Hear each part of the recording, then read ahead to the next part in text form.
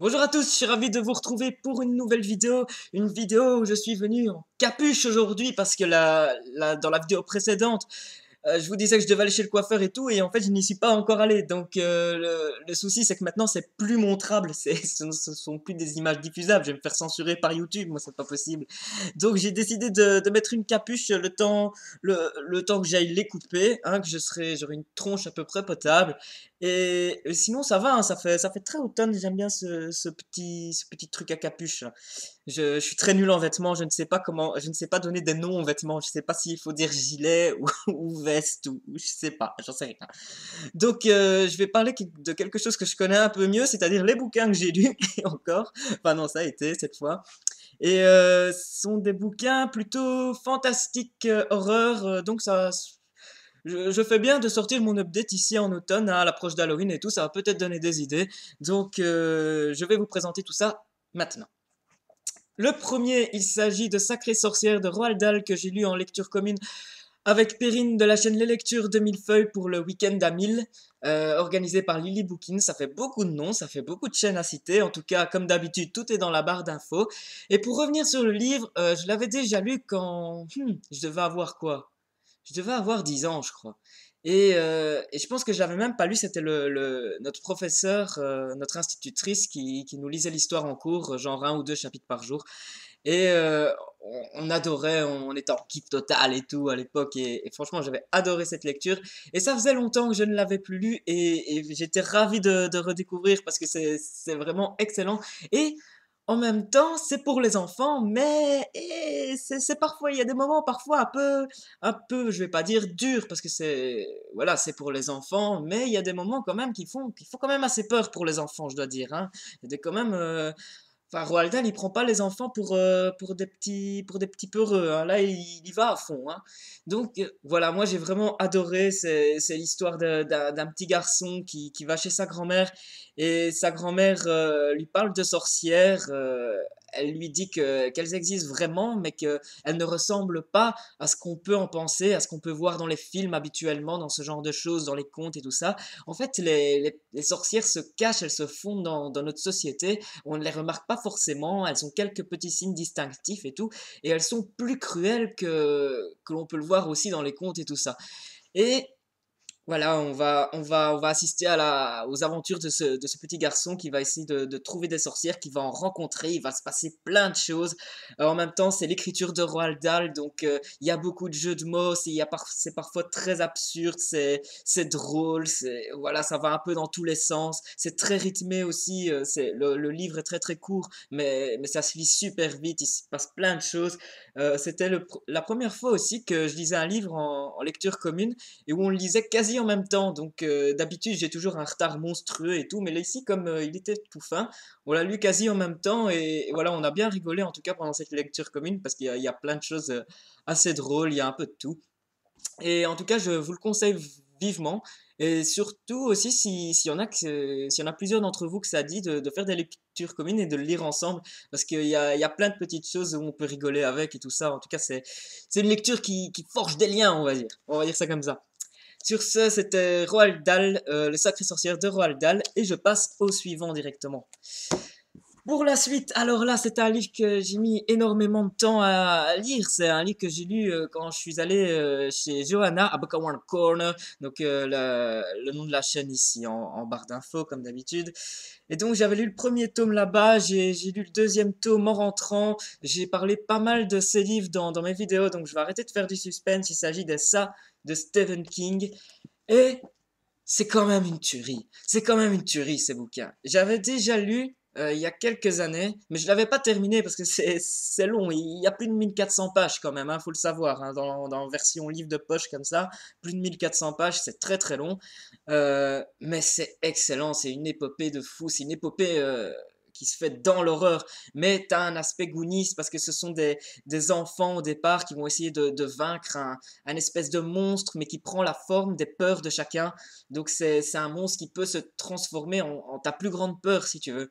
Et donc, ces garçons qui sont un peu la risée de leur école aussi, qui sont un peu des souffres-douleurs quelque part, parce que, allez, il y en a un qui a des lunettes, il y en a un qui est asthmatique, il y a un juif, il y a un noir, voilà, donc, voilà, ils ont tout pour symboliser notre société aussi, quelque part, de, et de faire aussi un contraste avec les gens enfin avec les élèves du lycée qui les acceptent pas et tout ça, pour faire un contraste avec ces gens intolérants et tout ça. Donc voilà, t'as quand même dans ce bouquin, au-delà de l'horreur, au-delà du fantastique, un espèce de manichéisme quand même, hein, entre le bien et le mal. On le retrouve assez souvent et ça arrive très souvent aussi.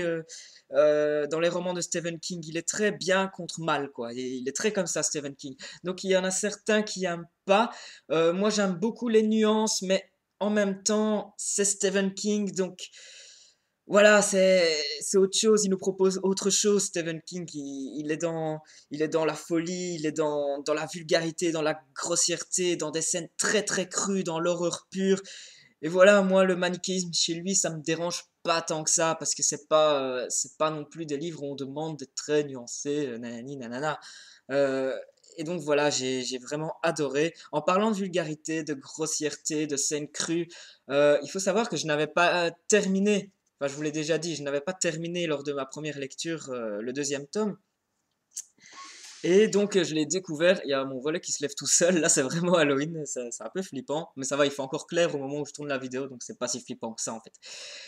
Et donc pour en revenir, je n'avais pas lu la fin du deuxième tome la première fois que je l'ai lu, et donc là maintenant je l'ai lu, et je suis quand même tombé sur la pire scène que, que je n'ai jamais lue dans un livre, que ce soit Stephen King ou pas, que c'est la pire scène à laquelle il m'est été donné d'assister dans un livre, devant un film, enfin devant n'importe quoi. C'est horrible. Il se passe un truc vraiment horrible à la fin de ce livre dont je ne peux pas vous en parler forcément parce que sinon je vous spoil et c'est bien dommage. Mais et puis c'est tellement trash ce qui se passe à la fin du livre que même en vidéo, je ne sais même pas si j'aurais les mots pour en parler tellement c'est waouh quoi. What the fuck. On a l'habitude de l'écriture de Stephen King, on a l'habitude qu'il soit trash, on a l'habitude qu'il nous offre des scènes super crues très gratuitement comme ça. Mais là, il a fait du sur King, il s'est dépassé le gars. Le gars, j'ai même envie de dire qu'il est allé trop loin. Pour moi, il est allé beaucoup trop loin. Et, et voilà, enfin, je sais pas quel est le but de vous dire ça, mais voilà, j'avais juste envie de vous donner l'émotion que j'ai eue pendant que j'ai eu le livre, hein. Enfin, souvent quand vous voyez mes vidéos, ce ne sont pas des analyses super construites, hein. Moi, je joue beaucoup plus sur l'émotion, voilà, sur l'ambiance que ça m'a donné et tout. Mais voilà, je tiens quand même à dire, pour ceux qui comptent le lire, qu'il y a une scène, waouh! Elle est vraiment waouh, quoi. C'est pire c'est le pire, c'est le pire. Et d'ailleurs, c'était tellement choquant que j'ai même été tapé sur internet pour être sûr d'avoir bien compris ce qui se passait en fait. Et donc je suis tombé sur des sites américains et tout où ils faisaient le top 10 ou des top 5 ou quoi des pires scènes dans Stephen King et celle-là dans ça, eh ben elle arrive numéro un quoi, elle arrive en tête de liste, c'est un truc de malade. En tout cas voilà, j'avais juste envie de vous communiquer mon traumatisme et donc voilà, mais n'hésitez pas à y aller, c'est vraiment une aventure, c'est vraiment une épopée, ça se passe avec un groupe d'enfants, il y a un aspect un peu Goonies comme ça, donc voilà, c'est génial, franchement c'est génial, mais c'est long, il y a beaucoup de descriptions et tout, mais franchement ça vaut le coup, et pour moi il fait partie des meilleurs Stephen King. Donc je vais enchaîner sur le dernier parce que j'ai fait long avec celui-là. Et j'ai lu en lecture commune cette fois avec Julie. Julie qui n'a pas de chaîne. C'est marrant, je veux l'appeler Julie qui n'a pas de chaîne. Je suis désolé, Julie. Mais aussi avec Mélissa de la chaîne Mililou, avec Natou Lecture, avec Lewis de la chaîne Un livre pour deux. Donc je mets tout dans la barre de description. En tout cas, on a lu Maxime Chatham, Autre Monde, le tome 2, Malronce. Et franchement, ça a été une super bonne surprise. J'avais déjà beaucoup aimé le tome 1, comme vous l'aurez vu sûrement dans une dernière vidéo. J'avais déjà beaucoup aimé le tome 1, mais ce tome 2, il est juste excellent. Là, on sent vraiment qu'on on arrive dans le vif du sujet, là. Et puis, si certains pensent que c'est aussi un livre pour les enfants, c'est vraiment dans le tome 2 qu'on se rend compte que ce n'est pas le cas du tout. Parce que si des enfants sont mis en scène, ce n'est pas un livre pour enfants. D'ailleurs, c'est pareil pour le Ça de Stephen King. On se rend compte vraiment dans celui-là qu'il y a des sujets durs, il y a des scènes assez dures, il y a des sujets, ça se passe dans un monde fantastique, mais il y a quand même des sujets assez politiques qui peuvent faire penser à notre société d'aujourd'hui, à notre histoire aussi. Donc voilà, il y a beaucoup de choses qui font référence à notre propre monde, même si c'est un univers imaginé. Et voilà, on rentre vraiment dans l'aventure. La première partie de ce deuxième tome est vraiment dans la lignée du premier tome, donc c'est encore calme. Mais une fois qu'on arrive vers le milieu de l'histoire ou quelque chose comme ça, je ne sais plus, là on arrive vraiment dans le feu de l'action, on arrive vraiment dans le monde. Dans le monde dur et tout que nous offre Maxime Chatham dans cette saga. Et j'imagine que ça va être de pire en pire. Donc je suis très impatient de lire le tome 3 qui est prévu. La lecture commune est prévue pour quand encore? Pour début novembre, je crois, pour la Toussaint. Donc voilà, s'il y en a qui ont déjà lu les deux premiers tomes, qui ont envie de lire le tome 3 avec nous, n'hésitez pas à nous en parler. On a une petite conversation sur Facebook Messenger, donc voilà, n'hésitez pas si ça vous dit. En tout cas, le tome 2 était vraiment excellent. On va dire quelques crans en plus que le tome 1. Voilà, j'ai adoré. Et c'était trois super lectures que je vous ai proposées pour une fois. Ce n'est pas toujours le cas parce que je suis bon public, mais parfois je peux être vite lassé et tout quand j'ai déjà vu des trucs et tout. Donc voilà, c'était très très bon. C'était un très très chouette update. Je vous conseille tous les livres que je vous ai proposés aujourd'hui.